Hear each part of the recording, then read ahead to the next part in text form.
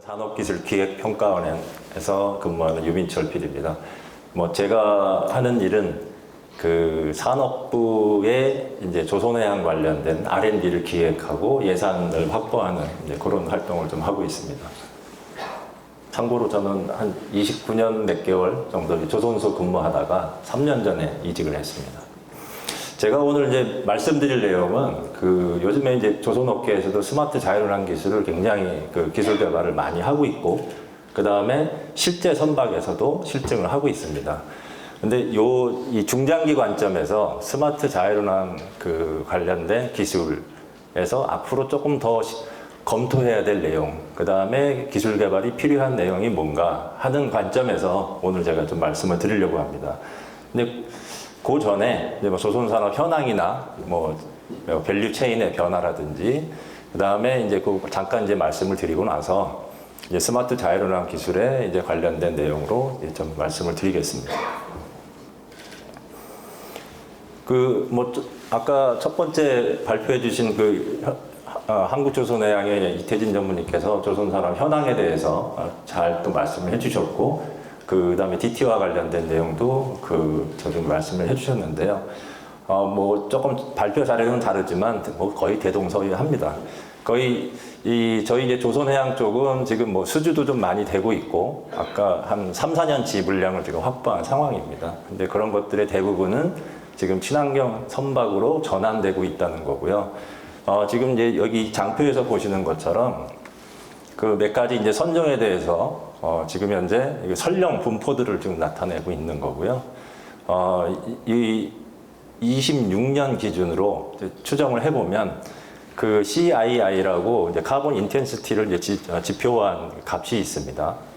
근데 CII 등급이 2등급을 받으면 이제 거의 퇴출 수준으로 가는 거고, 이제 D등급을 받으면 3번 연속 받으면 이제 2등급처럼 돼서 퇴출 수준으로 받는 거죠. 그래서 C등급 이상은 좀 돼야 되는데, 근데 매년 탄소 감축해야 되는 양은 계속 이제 할당이 되기 때문에 A나 B등급에 있어도 시간이 지나면은 C나 D등급으로 갈 수도 있는 겁니다. 그래서 선박의 전환이 좀 필요하다. 이고요. 대양운항 선박이 그렇고, 지금 우리나라 이제 연근해 선박, 어선 포함이긴 합니다. 어선이 한 6만 척 정도 되는데, 어선을 빼더라도 한 3만 척 정도의 이제 배들이 있어요. 근데 이런 배들도 장기적인 관점에서는 계속 이제 친환경 선박으로 이제 바뀌어야 되는 상황입니다. 이런 요인들은 더 이제 조선업계에서는 기회 요인이 되겠고요.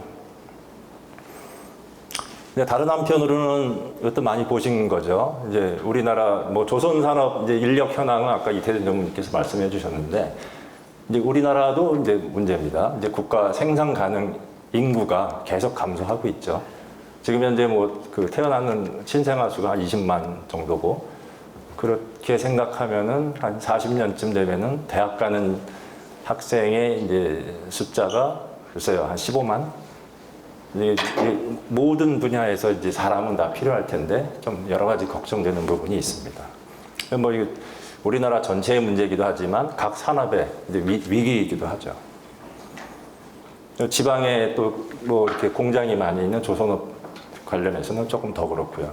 그 다음에 이제 또 저희가 이제 치열하게 이제 경쟁을 하고 있고, 한편으로는 또 이제 대부분의 선박이 이제 중국한테 주도권을 많이 이제 뺏긴 상황이긴 한데, 그래도 고부가 가치 선박은 우리가 선박을 많이 하고 있어요. 조선업계에서 기술 개발도 많이 하고 투자도 많이 하고 계셔서 생산성도 이제 높기 때문에 그렇습니다. 근데 이 고부가 가치 선박도 아무튼 격차는 줄고 있다. 그 다음에 이제 친환경 관련해서 이제 하여튼 에너지도 지금 계속 이제 전환이 되고 있는 거지 않습니까? 이제 저희 선박이 에너지를 얻는 과정, 그 다음에 쉽빌딩을 하는 과정, 그 다음에 인도되고 나서 운항하는 과정, 이런 것들이 에너지 전환하고 디지털 전환에 따라서 밸류 체인이 계속 이제 변화를 하고 있습니다. 자세히 언급은 안 드리겠지만, 그냥 몇 가지만 말씀드리면, 일단 예전에 이제 스펙 관점에서는 이런 것들을 이제 주로 얘기를 했다면, 그 다음에 연료는 어떻게 생산된 거를 이제 당신들이 쓸 거냐, 이제 이런 얘기들이 이제 나오게 되는 거죠. 근데 그 다음에 이제 새로운 제품이나 이제 관점에서 보면, 요거는 또 중장기적인 관점이긴 하지만, 재생에너지나 이제 원자력 기반, 이제 해상에서 수소나 암모니아를 생산, 육상도 마찬가지긴 합니다. 이런 플랜트들도 나중에는 신제품으로 나올 수 있을 거다 이렇게 보는 거고, 그 다음에 이제 수소를 대량으로 운반하는 이제 그 선박, 그 다음에 그 전 단계로 암모니아 형태로 이제 수소를 많이 이제 운반을 이제 지금 그래서 암모니아 운반선들이 계속 지금 발주가 되고 있는데요. 그래서 LNG FSRU처럼 연근해에서 그 일종의 이제 터미널 역할을 하는 암모니아 FSRU들이 나올 거다라고 보고 있는 거고, 그 다음에 한편으로는 그 암모니아를 그대로 육상에 그 필요한 데다가 이제 그 전달을 해줄 수도 있지만, 그 암모니아 FSRU에서 그 암모니아를 크래킹해서 수소 형태로 필요한 데다가 보내주는 그런 기능도 아마 요구될 수 있겠다 해서, 하여튼 이런 과제들이 조금은 시장은 몇 년 뒤가 좀 될 수는 있는데, 그 기술적인 관점에서 산업계가 미리 이제 준비를 할 필요가 있기 때문에 산업계에서도 미리 준비하고 있는 부분도 있고, 저희 정부 차원에서도 이런 과제나 사업들이 올해서부터 많이 이제 공고가 되고 지원이 될 예정입니다. 온실가스 관련해서는 뒤에서 조금 다시 말씀드릴게요. 에너지 쪽은 그냥 잠시 언급하고 지나가겠습니다. 저희 이제 해운 쪽에서 그 오일 환산 기준으로 연간 3억 톤 정도를 쓴다 그래요. 근데 이걸 이제 에너지 단위로 바꾸면은 그 12.6 엑사줄. 엑사줄은 뭐 여기 플랜트 쪽에 계시니까 잘 아시잖아요. 단위. 이거 줄에 18제곱 이제 해당하는 거죠. 이제 굉장히 가늠이 안 되는 그런 단위긴 한데, 12.6 엑사줄을 쓰고, 요거는 우리나라가 연간 사용하는 에너지하고 이제 비슷한 수준입니다. 근데 지금 이 요구되는 탄소의 이제 감축량, 요구되는 거는 이제 이런 그래프를 지금 저희가 예상을 하고 있거든요. 이제 해운에서. 근데 이 탄소 중립 연료의 확보 차원에서 보면 30년에 한 5% 정도를 예상하고 있는 거고요. 이제 이렇게 그래프를 좀 보고 있습니다. 그럼 30년에 5%를 정도 확보를 해야 된다고 하면은 0.6 엑사줄 정도가 에너지가 이제 필요한 거죠. 그러면은 요거를 어느 정도 봐야 되느냐? 1 엑사줄은 이렇게 된다고 합니다. 연간 12만 톤의 이메탄올을 생산할 수 있는 이제 플랜트가 한 400개 이상 필요하게 된다. 뭐 이렇게 얘기를 하고 있고요. 암모니아 같은 경우에는 연간 84만 톤 생산할 수 있는 플랜트를 기준으로 한다면 60개 이상이 필요하다. 그래야 1 엑사줄이 나온다. 이렇게 얘기하는 거죠. 상당한 투자가 이제 필요한 부분입니다. 근데 그렇게 보면 여기 머스크 얘기도 있고요. 이건 참고로 그냥 보시면 될 것 같습니다. 그렇게 보면 여기 이제 목표하는 바가 있고, 우리가 이제 얻을 수 있는 그 탄소 중립 연료는 이렇게 수준으로 한다면 이제 이 부분은 이제 갭이 발생하는 거거든요.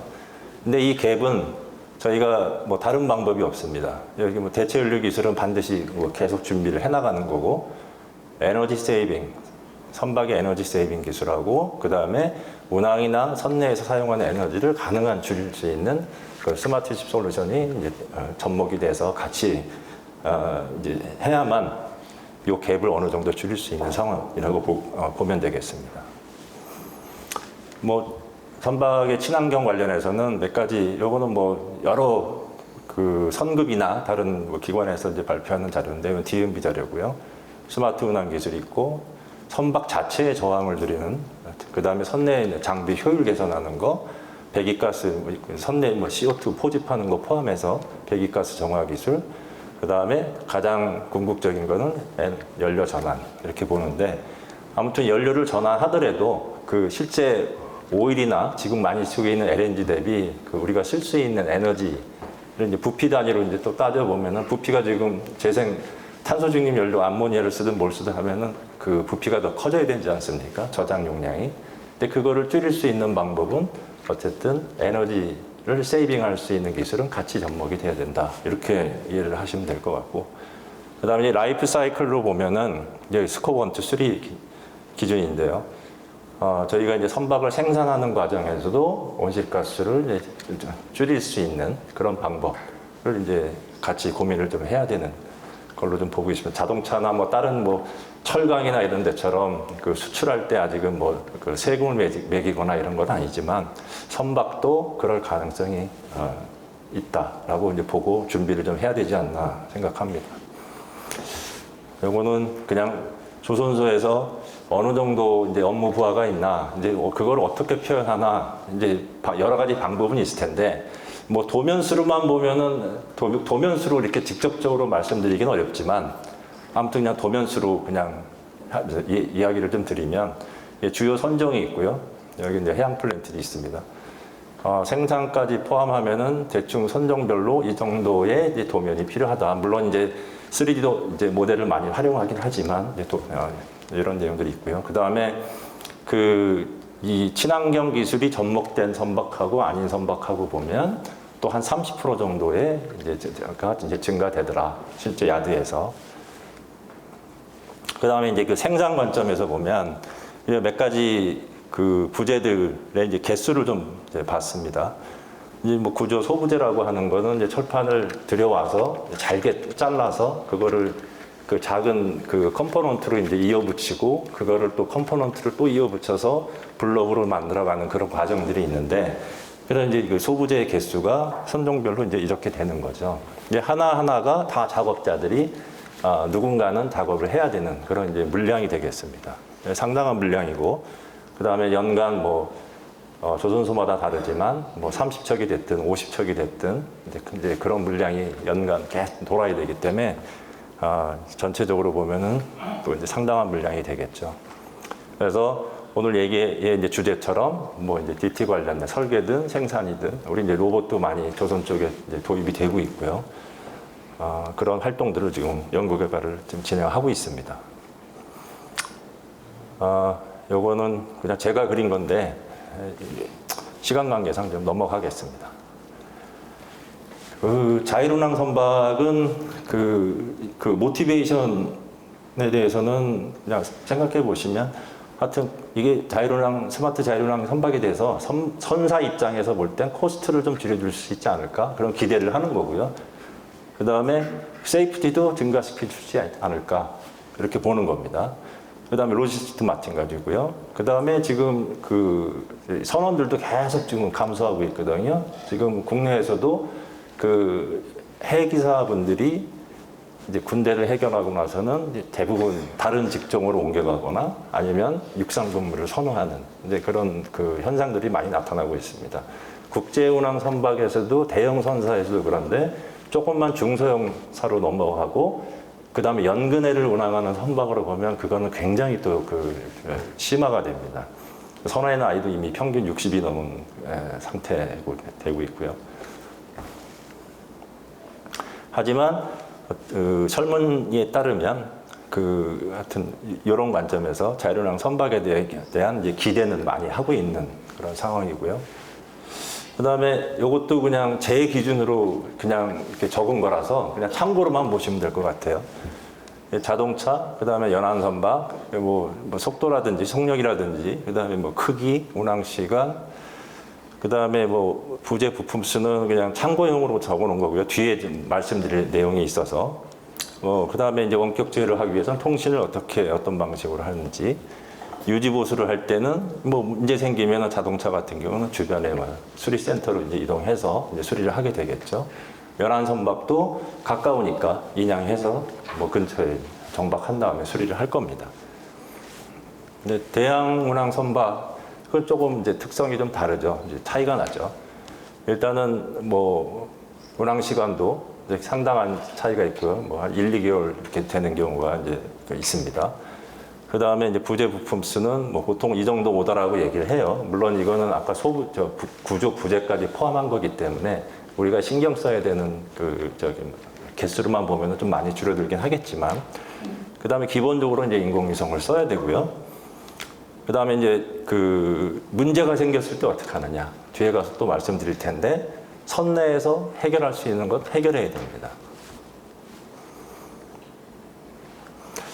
요거는 이제 자율운항 선박에 대해서 이제 유럽에 이제 오토시 프로젝트가 있고, 그 다음에 이제 여기 이제 노르웨이 이제 신테프라는 연구기관이 있는데, 그 로드맵을 이제 짠 거고요. 연안 선박, 그 다음에 내륙, 거기 이제 뭐 수로들도 많으니까요. 내륙 선박, 그 다음에 이제 근해, 좀 짧은 거리를 운항하는 그런 선박, 대양운항 선박이 있으면, 이제 뭐 약간 이제 대양운항 선박으로 갈수록 조금은 이제 자율운항의 이제 기술적인 거나 커머셜라이즈 관점에서는 좀 시점을 좀 뒤로는 보고 있습니다. 하지만 기술적으로는 계속 준비를 해놓고 뭔가 이제 우리가 그 초기 시장을 잡지 않으면 나중에 진입하기가 굉장히 어려울 거로 좀 예상을 하고 있습니다. 자율운항 선박 국내에서 지금 그 기술 개발들을 하고 있고, 요거는 이제 그 국가 프로젝트로 이제 하고 있는 내용입니다. 그래서 카스 프로젝트라고 하고 있고, 이렇게 산업부에서 공동으로 하고 있습니다. 요거 외에도 기업에서는 또 자체적으로 개발하는 기술들이 있고요. 자율운항 뭐 지능항해 시스템이 있고, 그 다음에 기관 자동화하는 부분이 있고요. 그 다음에 실증하고 관련된 내용, 표준화 관련된 내용, 이렇게 해서 조그만 선박을 건조해서 시험선 건조해서 테스트도 하고, 그 다음에 선사에서 운영하는 배에다가 개발된 기술을 접목해서 실제 선박에서도 이제 개발된 기술들을 실증하려고 좀 준비를 하고 있는 그런 단계입니다. 이것도 그냥 넘어가겠습니다.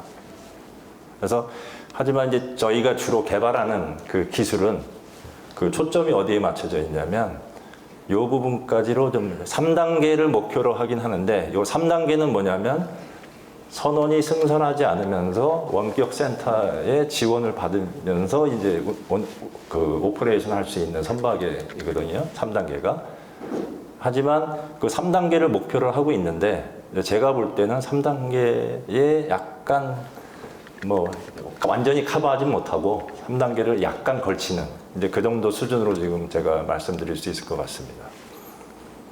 네, 중요한 점은 이 단계별로 이 선박에 이제 자율운항 기능이 들어간다 그러면 이제 카펙스 관점에서 뭔가 이제 투자가 좀 돼야 되는데, 그 선박의 카펙스, 그 다음에 그걸로부터 운항하면서 얻을 수 있는 이제 그 오펙스, 그 다음에 선사나 물류사, 선박을 사용하는 사람들 입장에서 보면 어떤 베네핏을 이제 받을 건지, 그 다음에 이런 기술을 이제 이제 조선업계만 하는 건 아니지만, 뭐 IT, SI 업체가 같이 하는 거지만, 이 부가가치를 확보를 할 수 있는 방안은 뭔지, 이런 거에 대한 이제 고민이 굉장히 좀 조금 더 지금까지보다 더 많이 좀 검토가 돼야 될 것 같습니다.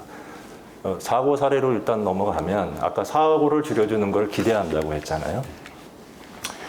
그 해양 사고는 이제 이렇게 18년서부터만 보더라도 일단 계속 증가하고 있습니다. 뭐 배가 많아져서 그럴 수도 있고, 뭐 선원이 뭐 노령화돼서 그럴 수도 있고, 하여튼 그런데 해양 사고의 하여튼 한 60% 이상은 이제 뭐 사람이 잘못해서 하는 경우라고 이렇게 보고는 되고 있고요. 2000년에서 2018년까지의 해양 사고 중에 심각한 그 결과를 초래했던 그 사고만 이제 보면 이런 이제 그래프와 같고요. 유형별로 이렇게 돼 있습니다. 돼 있고, 여기 이제 컬리전 컨택, 그 다음에 스트랜디드 이렇게 돼 있는 거는 주로 항해하고 관련된 그 내용이고요. 그 항해하고 관련된 사고 중에 선박의 이제 크기별로 이렇게 보면 대략 한 200m 쯤 되는 선박보다는 좀 작은 그런 쪽의 사고가 이제 주로 이제 많이 횟수를 보면 그렇습니다. 물론 그 사고로 인해서 어느 정도의 그 손해를 입었냐 하는 관점에서는 배가 크면 클수록 클 텐데, 하여튼 횟수로만 보면 그렇습니다. 주로 중소용선에서 많이 발생하더라 하는 거고, 그 다음에 아까 이 그래프에서 보듯이 가장 이제 많은 빈도는 주로 이제 안에 기계 장비들의 뭐 데미지가 됐든 뭐가 됐든 이제 그런 것 때문에 발생하는 사고인 거죠. 이제 카펙스 요 자료는 이제 뭐 자료를 찾아보려고 했는데 공개된 자료 중에 뭐 마땅한 게 없어서 그냥 요 논문에 있는 여기 그렇게 뭐 크지 않은 선박입니다. 한 75m쯤 되고 선원 7명. 그래서 일반 대형호랑 선박하고는 기능하고 뭐 여러 가지가 차이가 많아요. 하지만 참고만 보시면 오펙스는 이게 자율운항 선박 이제 이화되면서 이렇게 줄어들 거다라고 이제 보고를 하고 있습니다. 근데 다만 여기서 조금 애매한 부분은 이제 이게 요 부분이 지금 선원 부분이거든요. 선원 때문에 이제 차지하는 오펙스인데 이 선박은 특이하게도 선원이 차지하는 이 오펙스가 40% 정도 되는 좀 특이한 배죠. 원래는 한 10%대입니다. 대략 보면 셀러리 kit이나 이런 걸 보면. 그래서 이제 이 선박 여기 일반적인 선박하고는 조금 이제 비교하기는 좀 그렇고요. 근데 카펙스로 보면 이렇게 증가될 거다 이제 이렇게 보고 있는 거죠. 하나의 그냥 사례로 보시면 되고, 그 다음에 이제 그러니까 요거는 그냥 일반적인 선박 관점에서 보면 안에 들어가는 이제 일반 장비들 이제 이렇게 있고, 요 각 항목별로 굉장히 많은 종류의 장비들이 이제 다 또 다른 이제 있는 거죠. 다만 여기 이제 이렇게 제가 이렇게 취소선처럼 이렇게 해놓은 거는 선원이 이제 궁극적으로 없어지면 굳이 이제 필요 없는 것들은 이렇게 좀 지어놓은 건데, 나머지는 다 이제 있어야 되는 것들이고요. 그 다음에 여기 좀 빠진 것들이 있죠. 지금 우리가 이제 친환경 선박화 한다고 했는데, 보시면 여기 인레이기도 합니다. 이건 전기 추진 시스템 중에 이제 하이브리드하고 있는 전기 추진 시스템이 있고요. 그 다음에 지금 풍력 에너지를 이용해서 그 풍력 추진 기술을 이제 탑재해서 그 사용하는 에너지를 줄이려고 하는 이제 이런 그 장비가 있는데, 이런 것들이 여러 종류의 친환경 기술들이 접목이 되고 있어요. 그러면은 시스템들이 신경 써야 될 시스템들이 늘어나는 겁니다. 경험하지 못한 시스템들이 이제 계속 선박에 이제 탑재가 되는 거죠. 그 다음에 요거는 이제 선원의 이제 임무입니다. 정리를 좀 해놓은 거고, 여기 이제 주로 이제 항해 파트 내용이고요. 항해 파트. 그래서 지금 우리가 이제 여태까지 조선업계에서 개발하는 그 자율운항 기술은 주로 이쪽에 해당된 기술들을 많이 개발을 하고 있어요. 여기에는 일부. 여기 보면은 뭐 주기, 타기, 뭐 압축기, 펌프류 이런 게 관리하고 인스펙션하고 뭐 관리해줘야 되는 것들이 임무들이 이제 굉장히 다양합니다.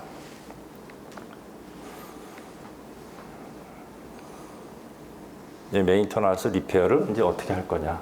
그 중에 하나 장비만 이제 하나 예시로 좀 보겠습니다. 그러면 이제 여기 이제 보일러고요. 근데 보일러가 이제 이런 작업들이 정비 항목들이 있는데, 정비 주기는 지금 이렇게 돼 있어요. 이렇게 돼 있는데 한 달, 뭐 6달 뭐 이렇게 돼 있죠.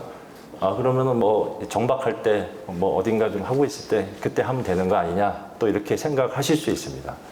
근데 그렇지 않은 경우가 많죠. 실제 운항 중에 해야 되는 일들이 대부분인 거죠.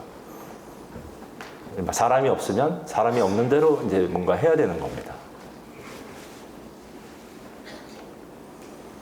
그래서 뭐 일부는 이제 이런 기술들이 개발이 되고 있는 거죠. 이제 인스펙션 하는데 선내에 이제 뭐 드론을 가지고 뭔가 인스펙션을 한다든지, 그 다음에 요거는 이제 제가 방송 보다가 그냥 카메라로 좀 초점 잘 안 맞아서 찍은 거라 좀 그렇긴 한데, 아마 유튜브 찾아보시면 있을 거예요.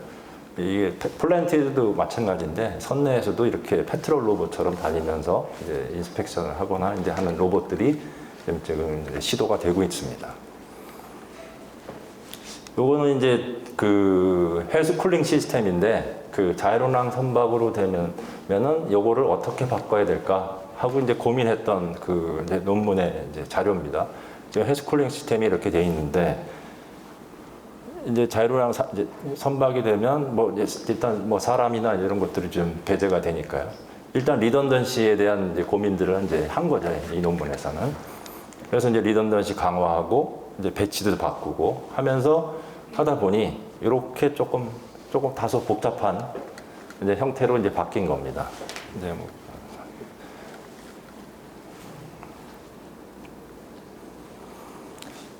데이터 플랫폼 관련된 건데 요거는 자료에 있으니까 요거는 그냥 넘어가겠습니다. 이게 아까도 이제 다른 발표하시는 분들이 좀 말씀을 좀 해주셨는데, 하여튼 이 데이터 선박을 이제 운항하고 그 다음에 항만, 그 다음에 뭐 선박 같은 경우는 선급이라든지 그 다음 물류사라든지 이런 데하고 연계가 돼서 새로운 비즈니스를 이제 만드는 이제 그런 관점에서 이제 플랫폼이나 서비스들입니다.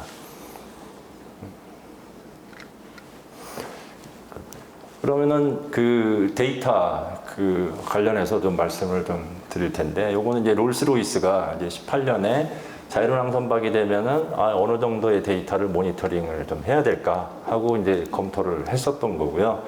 보면은 하루에 한 1테라바이트 정도는 될 거야 라고 이제 처음 얘기했던, 그냥 제가 찾았던 자료 중엔 그렇습니다. 근데 여기 뭐 자율차에서는 한 4테라바이트 정도 될 거야 이렇게 얘기를 하고 있고, 또 다른 자료에서는 뭐 이거보다 좀 크게 뭐 얘기하기도 합니다. 이게 주로 이제 영상 데이터들이 좀 많아져서 그렇죠. 그럼 이제 우리가 이제 무인 자율운항 선박이 되면 어떻게 될까?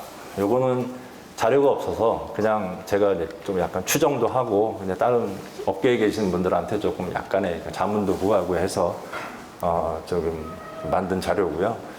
지금 현재는 한 20GB 정도 로 데이터 기준으로 이렇게 그 데이터가 이제 만들어진다고 합니다. 그 중에 일부만 저희가 활용하고 있고, 그 다음에 위성으로 다른 데 보내서 그 스마트십 관련된 뭐 어떤 그 서비스를 만든다든지 하고 있는 거죠.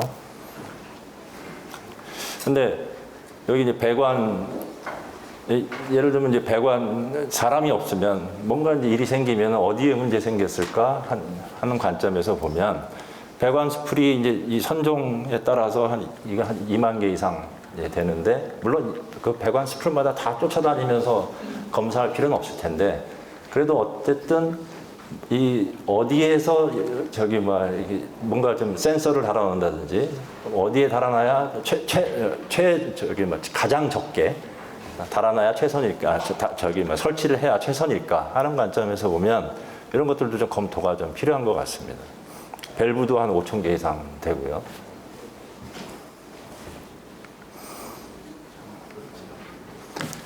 그래서 이제 이것도 그냥 제가 그냥 상상으로 이렇게 좀 적어본 거고요. 아직 숫자를 적어놓지 못한 부분도 많습니다. 특히 새로 설치되는 친환경 선박은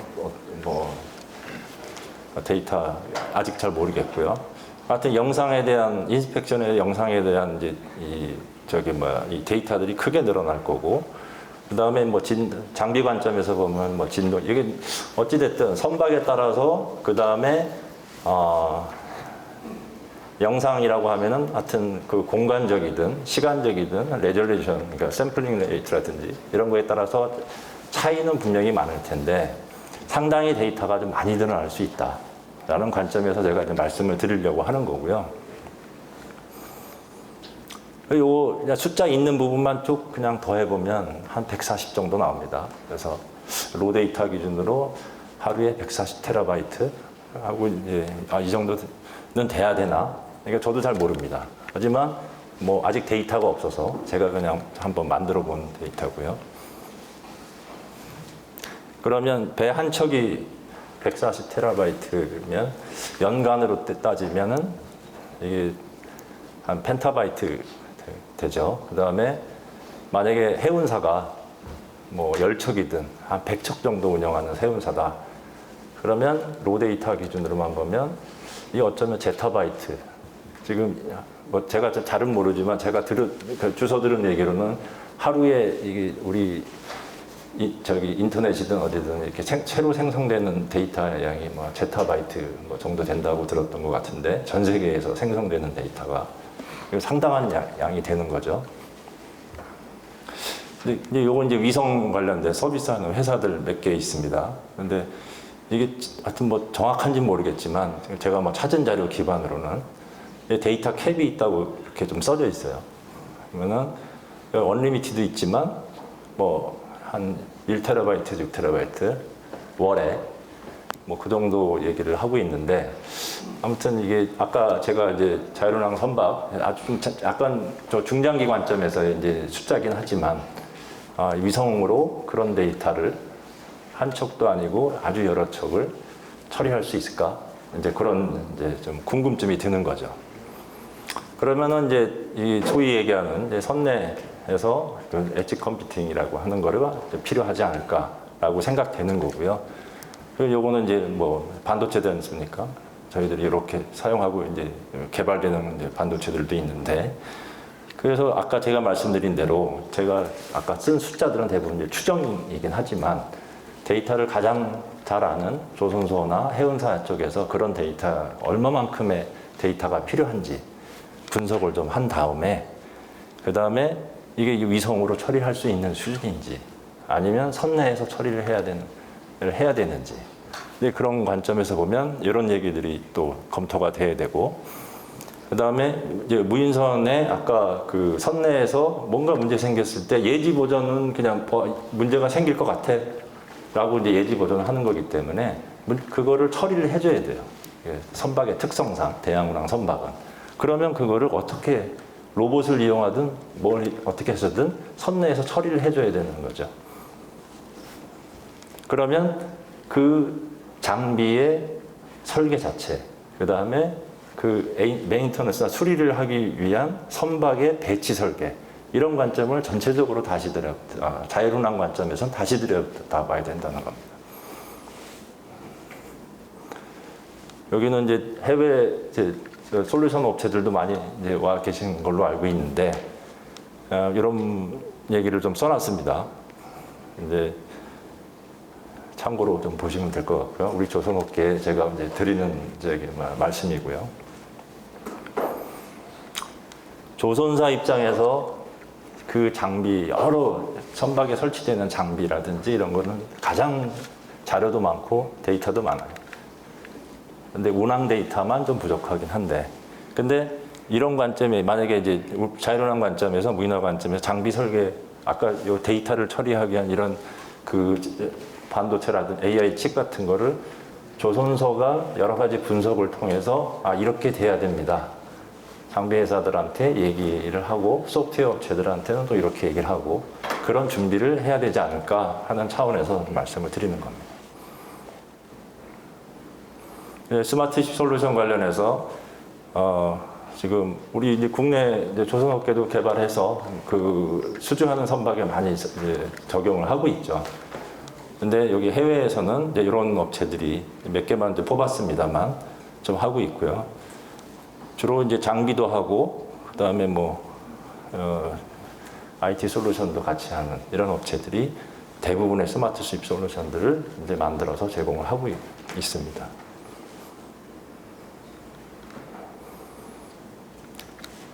자, 이거는 아까 말씀드렸던 거고, 그 주로 이제 그 대양운항 관점에서 보면 원양에서 운영하는 오토파일럿은 이미 오래전부터 있었고요.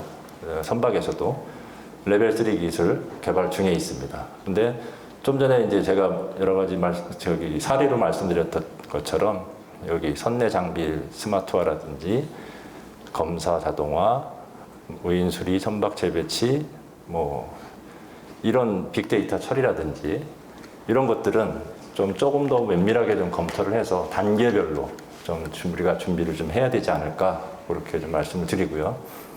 마지막 장입니다.